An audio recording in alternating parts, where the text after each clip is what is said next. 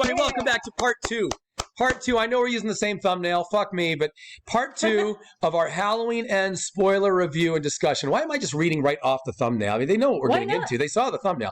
Anyway, look, if you didn't already hear part one, really go back and get part one. It's just going to make more sense. Just grab it, listen to it. It's only 15 minutes long.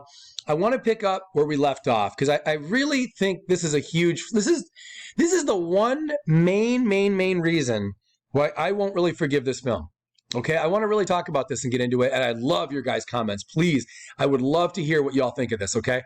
I'm going to make the biggest point I can make about how I went from enjoying the beginning to fucking hating the rest of this film. That is true, you did. Yeah, that's what happened, but let me explain. When Michael and Corey meet, and Michael looks in his eyes, and there's that, we as an audience get this quick scene of flashbacks to what Corey had gone through. Yeah. Right? Yeah. And then we're sort of left on our own to figure out, this is my complaint, to figure out what that just meant to the story. And a lot of people are taking it different ways. Some people feel that like Michael passed his evil onto Corey. And that's sort of confirmed because that's somewhat what Jamie Lee Curtis's Laurie Strode says later on, right? And then other people felt like, no, Michael saw what Corey had been through and he sort of felt his pain and wanted to help him. I hope to God that's not the real story. I can't imagine that is. That's a weird one, but that's what some people think. Okay. And really, as a moviegoer, what the hell do I know? It could be either one of those. It could be a lot of... What do you think? Is it one of those or is it something else? I think it's something else. I can't picture Michael, like, caring for another person. Well, then, so what do you... Okay, well, what do you think then? What were we supposed to get from that moment where Michael looks into his eyes and sees all... We get this quick flashback of shit. Yeah. What are we supposed to take from that, knowing what Michael then does thereafter, the way they team up? I kind of felt like he saw a kindred spirit. Okay, kindred spirit. Yeah. Similar. So he sees this memory almost of what happened the previous Halloween or two Halloween, however long ago that was that incident happened while Corey was babysitting. 2019, 3 years prior. And so I think that Michael saw that and said, oh, this kid murders kids too. Okay, kindred spirit. He's not so bad. I'll let him live. See, I think every one of these possible explanations, it's just two complaints. I think every possible explanation is just really stupid. I do. I think every one of these is just dumb. I don't like Mike. You don't humanize Michael Myers like this. I know. And you certainly don't send him on a buddy cop film with this nerdy kid. What are we talking about here? Michael Myers teaming up with somebody to oh my God, that's dumb. But let me stick to my point that I really want to make. This is what to me makes the movie unforgivable. You know how some movies, like let's take the Batman, the Dark Knight trilogy. It ends in a way where some people felt. I don't mean to jump around, guys. Forgive me, but I want to make this point. That ending is a little ambiguous to some people. Sometimes people feel like it was a dream sequence for a moment. Sometimes not. Right? And in other Christopher Nolan films, things are like Memento and a few others. It's sort of left to your interpretation as an audience member. In a lot of other movies, that works. In books, in storytelling, I don't read books, but in storytelling, that works. Sometimes you can leave certain things open to audience interpretation. This, as to what exactly connected Michael to him and what was going on when they looked each other in the eyes like that. Yeah. This is unforgivably not something that a director should be able to just go, well, it's up to the audience. I don't know, whatever the audience wants to do. Yeah, this needed a little more explanation. You know what comes to mind during this part is those brilliant those videos on YouTube. The guy who does pitch meeting. You know? Those are good. And then whenever he has to explain, like, but wait a minute, isn't the audience going to be confused? Well, why would Michael Myers do this? This is a great time for him to go unclear, because it is unclear, and this is not something. I just kept thinking, like, I was stewing in the seat at this theater, and I thought, if they really just leave this up to us and don't give us either a Loomis flashback or a flashback to anybody who can somehow explain Michael's power here and why he's buddying up with this kid. If you don't find some way to explain into the mythos, I am out. Like, I am just going to fucking enjoy my popcorn and completely tune out of this film. And that's what had to happen, because this movie was so needing to... Don't you think this movie needed to explain this voice of reason? It really did, yeah. It's too much out there just dangling, and And then the rest of the movie doesn't make sense. I mean, I felt really, really disconnected throughout a lot of the movie, except for the very beginning. And I think that's part of the reason why, is because that this particular element of the movie needed some explanation. That's where the Loomis character could have come in handy, if only we had him.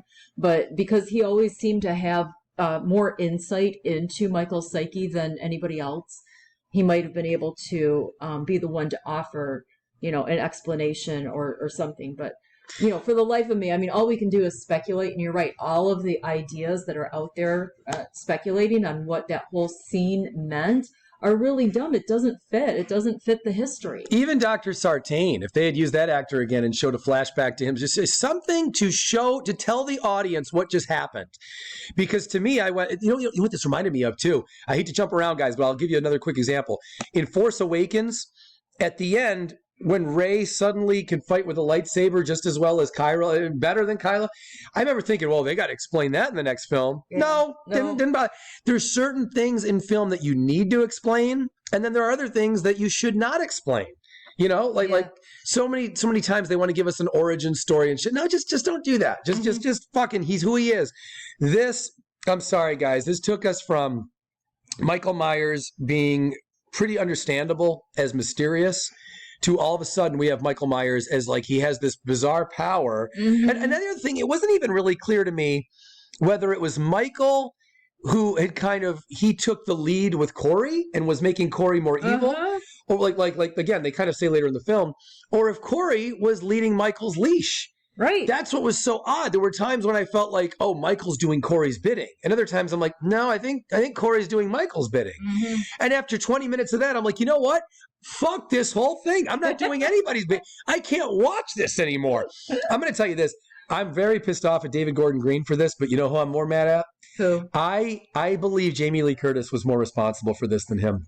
You think so? Because I keep thinking back to Halloween Kills and Halloween 2018, and I'm like, David Gordon Green clearly loves this franchise. Why would he have... He loves the tone. He loves the feel. He did that right in the first two. She has more control in this film. She's even given more credits in this film. At least from what I was seeing. It looked like she had more credits in this film. And she's been more vocal on this film than the others. Yeah. It makes me think that she just was really just a bitch to work with. And she was saying, this is how I want my character to go out. This is how I want the whole thing to go out. Guys, this is not a Halloween film. This is not a Halloween film. I'm gonna go on record as saying this. People badmouth Halloween Resurrection, and granted, it's not a good film. Trick or treat, motherfucker. I'll tell you this. I will take Trick or Treat, motherfucker. I will take that scene over Michael Myers, buddy cop teaming up with this kid any day. This I can't forgive. It was so weird watching them show up at people's homes and like going after the people that had wronged Corey. And that's why I say this thing about the leash. I feel like Corey was pulling Michael's leash because they went after his. And then another way, I feel like Michael was kind of pulling Corey's leash and making him more evil. And that just made me think, did these two sit down for beers and go, Michael, let me tell you who I hate. Let me tell this fucking doctor, this redhead bitch. Blah, blah, blah, blah, blah. And Michael's like, yeah, okay, I can see that. I guess, all right, I'll tell you what. We go after your people here. Oh, don't forget this guy at the DJ from the radio station. All right. Is Michael taking notes over beers somewhere? Over who they're going to go after? Oh, my God, this was a dumb idea. You know how this might have worked, honestly? I could almost see this not being so bad in the Halloween comic book or in a graphic novel. Yeah. I still wouldn't like it, but it's a different medium and it feels different. And there is a different aspect because of the artistry, the artwork, right? So somewhere like that, I might be a little bit more forgiving. But not here on live film. Come on, guys. Who thought this was a good idea? I feel like we needed some thought bubbles. Yes, thought bubbles. And you know what? When you're making a Halloween movie and you realize, hey, guys, we need thought bubbles, you're making a bad movie. You're making a bad movie. Okay? That's not a good sign. You know who could have done a far better job on this than David Gordon Green or Jamie Lee Curtis? Byron Weaver. Our buddy from the comments. Byron, I know you're listening, buddy. Just like with Halloween 6, remember how a fan ended up just writing the movie? Yeah. They literally, 6 years of Hollywood screwing up, and they're like, just let this fan write it. They should have let Byron write this. Yeah. Because he already gave us in the comments his ideas, and they're way better than this. They're good.